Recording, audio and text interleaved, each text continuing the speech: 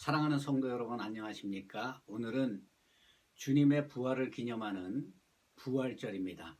사망 권세를 이기시고 부활하신 예수 그리스도의 생명이 예수 그리스도를 구주로 믿고 고백하는 우리 모두에게 함께 하기를 소망합니다. 오늘 하나님께서 우리에게 주실 말씀은 요한복음 20장 1절에서 10절까지의 말씀입니다. 우리 다 같이 합심해서 읽도록 하겠습니다.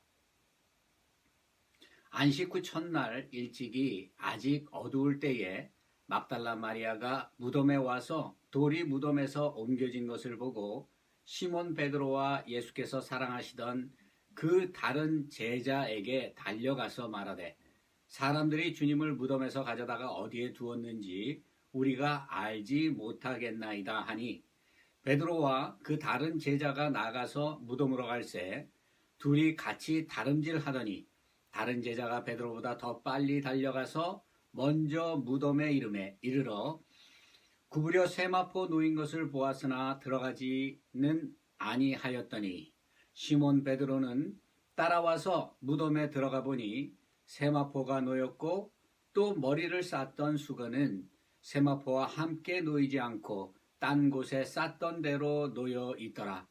그때야 무덤에 먼저 갔던 그 다른 제자도 들어가 보고 믿더라. 그들은 성경에 그가 죽은 자 가운데서 다시 살아나야 하리라 하신 말씀을 아직 알지 못하더라. 이에 두 제자가 자기들의 집으로 돌아가니라. 아멘.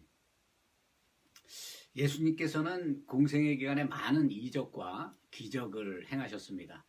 요한복음에 보게 되면 예수님께서 7가지 그 표적을 나타내십니다.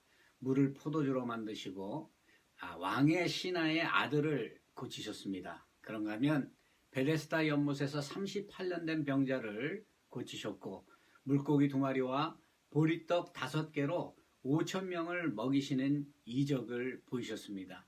예수님께서는 무리를 걸으셨고 장님의 눈을 뜨게 하여 주셨습니다. 7번째는 죽은 나사로를 살리셨습니다. 예수님께서는 이 표적을 통해 하나님의 아들이심을 증거해 주셨습니다. 예수님께서는 이외에도 많은 표적을 행하셨지만 그 중에 제일 중요한 것은 죽음을 이기시고 다시 살아나신 일일 것입니다. 로마서 1장 4절에는 선결의 영으로는 죽은 자들 가운데서 부활하사 능력으로 하나님의 아들로 선포되셨으니 곧 우리 주 예수 그리스도시다라고 말씀합니다. 부활을 통해 예수가 그리스도이심을 입증하셨습니다. 예수님의 부활은 기독교의 핵심이며 생명입니다. 회교의 아메디아 종파의 창시자인 굴람 아메드는 임종하기 전 자신의 제자들에게 이렇게 말을 했다고 합니다. 만일 너희가 기독교의 치명타를 날리기 원한다면 부활을 공격하라. 그리스도인이 가지고 있는 부활신앙을 파괴하라. 그리스도는 결코 죽은 자들 가운데서 살아나지 않았다는 것을 확신시켜라. 그러면 전쟁의 승리는 우리의 것이 될 것이다 라고 말을 했다고 합니다. 고린도전서 15장 부활장에서 바울은 부활이 없으면 믿음도 헛것이고 구원도 헛것이고 예수를 믿는 사람들은 가장 불쌍한 자일 것이다 라고 말씀했습니다. 오늘 이 본문은 예수님께서 제자들에게 미리 말씀하셨던 그 죽음에서 다시 살아나신 그 부활에 대해서 말씀을 합니다. 1절과 2절을 봅니다. 안식 후 첫날 일찍이 아직 어두울 때에 막달라 마리아가 무덤에 와서 돌이 무덤에 옮겨진 것을 보고 시몬 베드로와 예수께서 사랑하시던 그 다른 제자에게 달려가서 말하되 사람들이 주님을 무덤에서 가져다가 어디 두었는지 우리가 알지 못하겠다 하니 안식 후 첫날 일찍이 아직 어두울 때에 막달라 마리아와 다른 여인들이 예수님의 무덤에 찾아갔습니다. 안식 후 첫날 아직 어두운 때라는 말은 일요일 새벽 해가 뜨기 전을 말하는 것이죠. 예수님께서 십자가에서 죽으신 지 3일이 될 때 막달라 마리아는 예수님이 계신 무덤으로 갔습니다. 막달라 마리아가 무덤에 찾아간 것은 유대인의 그 습관대로 관습대로 예수님의 시신에 향유를 바르기 위해서입니다. 막달라 마리아가 예수님의 무덤에 찾아갔을 때 무덤의 입구를 막았던 돌이 옮겨져 있었습니다. 그녀가 놀라 무덤 안을 보았을 때 예수님의 시체가 없어진 것을 그녀는 알 수 있었습니다. 막달라 마리아는 베드로와 요한에게 이 사실을 알렸습니다. 2절에 보면 사람들이 주님을 무덤에서 가져다가 어디에 두었는지 우리가 알지 못하겠다라고 이렇게 말을 했습니다. 막달라 마리아는 예수님의 시신을 사람들이 가져갔을 것이라고 생각하고 베드로와 요한에게 이 사실을 알렸습니다. 베드로와 요한이 이 소식을 듣고 예수님의 무덤을 향해 급하게 달려갔습니다. 4절과 5절입니다. 둘이 같이 다름질을 하더니 그 다른 제자가 베드로보다 더 빨리 달려가서 먼저 무덤에 이르러 구부려 세마포 놓인 것을 보았으나 들어가지 아니하였더라. 요한은 베드로보다 젊었습니다. 그렇기 때문에 베드로보다 무덤에 빨리 도착할 수 있었습니다. 그는 무덤 안에 들어가지 못하고 무덤 밖에서 무덤 안을 들여다 보았습니다. 여기서 이 보았다라는 이 헬라어 블레포는 그냥 눈으로만 본 것을 얘기하는 것입니다.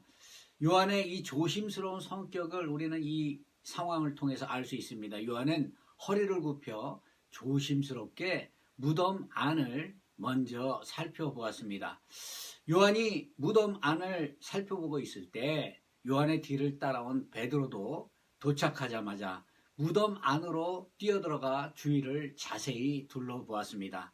6절과 7절에 보면 시몬 베드로는 따라와서 무덤에 들어가 보니 세마포가 놓였고 또 머리에 쌌던 수건은 세마포와 함께 놓이지 않고 딴 곳에 쌌던 대로 놓였더라 라고 말을 합니다. 요한과 달리 베드로는 급한 성격을 가지고 있었기 때문에 조금의 망설임 없이 무덤 안으로 뛰어들어갔습니다. 여기서 베드로가 무덤 안에 들어가서 보았다라는 이 단어는 데오레오라는 이 헬라어를 썼습니다. 이는 자세히 식별하다라는 뜻을 가지고 있습니다. 베드로는 무덤 안에 들어가서 자세히 그 무덤 안의 상황을 바라보았습니다. 그곳에 세마포가 놓여 있고 머리가 쌌던 수건은 세마포와 함께 놓이지 않고 딴 곳에 쌌던 그대로 놓여 있는 것을 베드로는 보았습니다. 8절에 보면 그때야 무덤에 먼저 갔던 그 다른 제자도 들어가 보고 믿었더라라고 말을 합니다. 요한은 베드로가 먼저 들어가 무덤 안에서 확인한 것을 보고 난 다음에 그 안에 베드로를 따라 들어갔습니다. 그리고 세마포가 놓여 있고 머리에 쌌던 그 수건은 다른 곳에 놓여 있는 것을 보게 되었습니다. 여기서 이 보다라는 이 단어는 헬라어로 오라오라는 말을 썼습니다. 이 말의 뜻은 확신하다, 이해하다라는 말입니다. 요한은 베드로의 뒤를 따라 들어가 세마포의 머리에 싼 수건이 놓여 있는 것을 보고 그 무엇을 이해하게 되었고 그 무엇에 대하여 확신을 하게 되었다는 말입니다. 요한이 확신하고 믿었던 것, 그것은 무엇일까요? 이 말뜻을 이해하기 위해서 우리는 유대인들의 장사 지내는 법을 알아볼 필요가 있습니다. 유대인들은 시신을 씻어 세마포 배 헝겊으로 쌉니다. 세마포로 쌀 때 얼굴과 어깨 부분은 남겨놓고 몸 전체를 싸게 됩니다. 머리 부분의 그 윗부분을 천으로 따로 쌌습니다. 몸과 머리 부분을 따로 천으로 쌌다는 말입니다.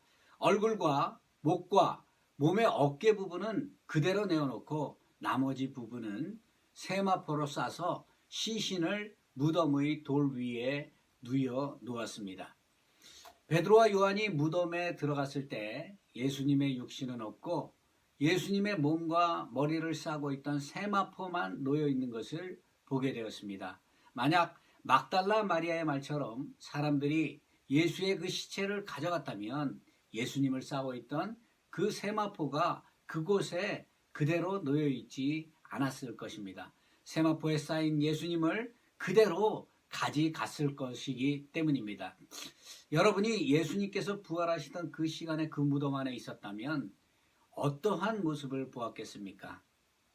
예수님께서 의식이 돌아오고 자리에서 일어나서 세마포를 풀어놓고 밖으로 나가신 모습을 여러분은 보았을까요?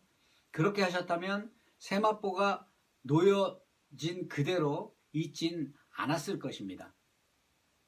예수님께서는 영원히 몸에서 빠져나오는 것 같이 육신의 부활의 몸으로 변하여 육신을 싸고 있던 세마포를 뚫고 나가셨습니다. 세마포는 그대로 있고 몸만 빠져나왔다는 것입니다. 7절에 보면 머리에 쌌던 수건은 세마포와 함께 쌌던 곳에 쌌던 그대로 놓여있더라 라고 말을 합니다. 육신을 싸고 있던 부분은 예수님의 육신이 빠져나오자 우리가 옷을 벗어놓은 것처럼 그대로 그 자리에 놓이게 되었습니다. 머리의 부분은 동그랗게 쌌기 때문에 동그란 모습 그대로 그 자리에 그대로 놓여 있었습니다. 이러한 정황은 예수님께서 부활하셨다는 것을 깨닫게 해줍니다. 부활이라는 말은 다시는 죽지 않는 썩지 않을 영체로 살아나는 일을 말합니다. 로마서 5장 9절에 보면 이는 그리스도께서 죽은 자 가운데서 살아나셨음에 다시 죽지 아니하시고 사망이 다시 그를 주장하지 못할 줄을 알미로다 라고 말을 합니다. 예수님께서는 사망 권세를 이기시고 부활하셨습니다. 예수님께서 사망 권세를 이기시고 다시 살아나신 것입니다. 예수님의 무덤이 비어있다는 것은 죄와 저주와 죽음이 사라졌다는 것을 말합니다.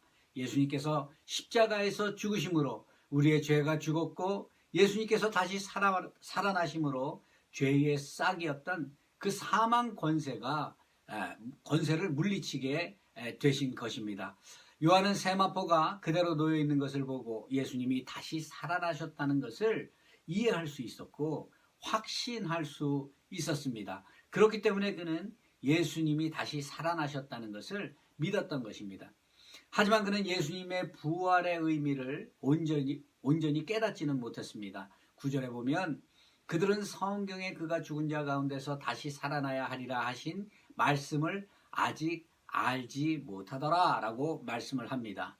세마포가 놓여있는 것을 보고 예수님이 다시 살아나셨다는 것은 믿었지만 예수님께서 살아생전에 말씀하셨던 그 부활의 참 의미를 그들이 알고 깨닫지 못했기 때문에 예수님의 부활하셨다는 그 증거를 보고도 사람들에게 알리지 않고 자신들의 집으로 돌아갔다고 말을 합니다.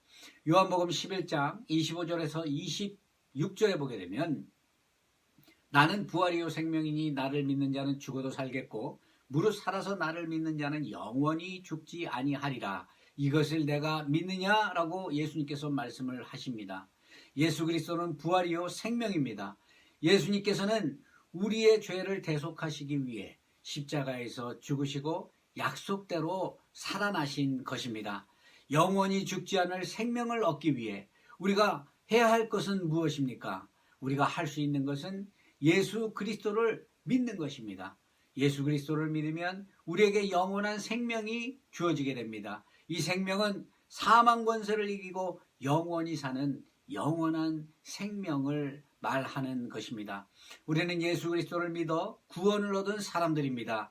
죽음을 이기고 다시 살아나신 예수 그리스도와 함께 다시 인생을 살아가는 사람이란 말입니다.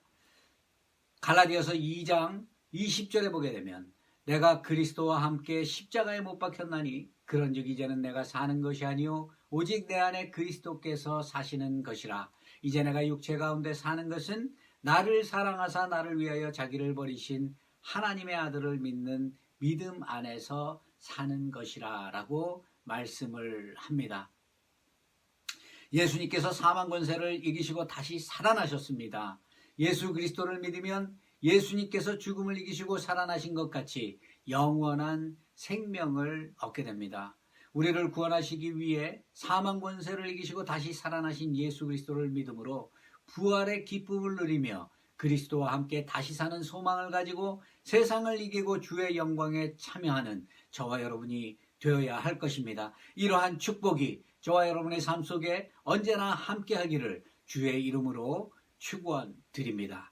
우리 다 같이 기도하십니다. 할렐루야, 부활하신 주님을 찬양합니다. 우리를 위해 십자가에서 죽으시고 다시 살아나심으로 우리를 구원으로 인도하여 주신 주님을 찬양합니다. 부활절을 맞이하여 다시 살아나신 주님을 통해 우리를 거듭나게 하여 주신 주님의 은혜에 감사를 드립니다. 부활의 기쁨을 누리며 주신 사명 잘 감당할 수 있도록 은혜 베풀어 주시옵소서. 부활의 기쁨과 소망을 가지고 세상의 빛의 역할을 감당하는 데 부족함이 없는 저희들 될 수 있도록 은혜로 함께하여 주시옵소서. 감사하오며 주 예수 그리스도의 이름으로 간절히 기도드리옵나이다. 아멘.